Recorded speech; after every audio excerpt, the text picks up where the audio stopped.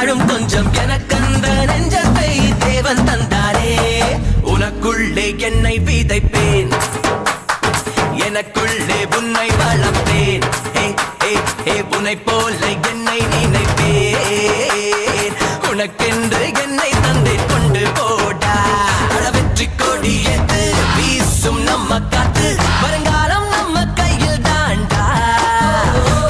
கட்டு மரம் போல ஒட்டி இருப்போமே, நம்மை வெல்ல யாரும் இல்லடா.